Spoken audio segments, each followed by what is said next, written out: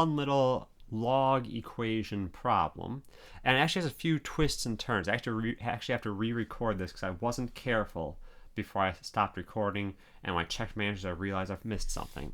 So let's get right into this. We see we have the log or natural log of x cubed minus the natural log of x equals 4.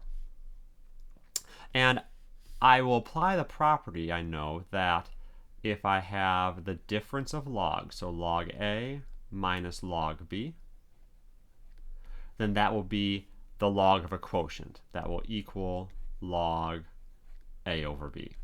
So in this equation, left-hand side, I have log of x cubed minus log of x, so I will combine those to be the natural log of x cubed over x.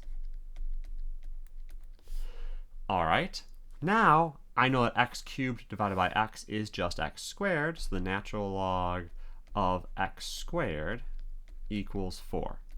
And here there are two paths. I'll do this one first, and then I'll show a different way.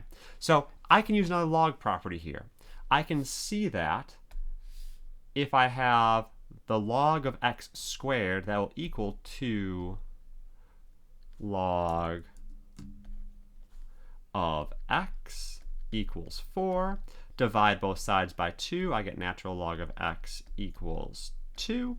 And to get rid of the natural log, I put e to both powers. And so I will get x equals e squared.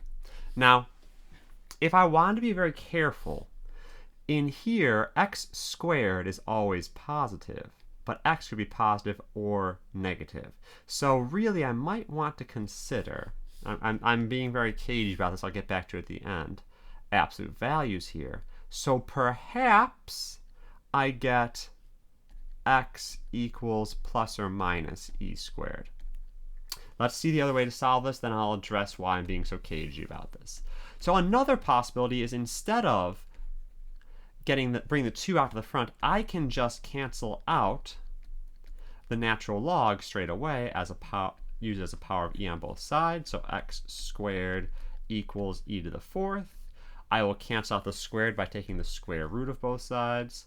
I get a plus or minus here, and I get x equals plus or minus e squared. But here's the issue.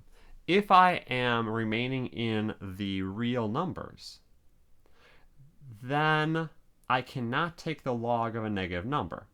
And we start looking up here and say, well, that doesn't matter here because we have an x squared. But if I look up to the very top, I have x cubed. I have x. So these negative e squareds are actually extraneous, and my only solution is x equals e squared.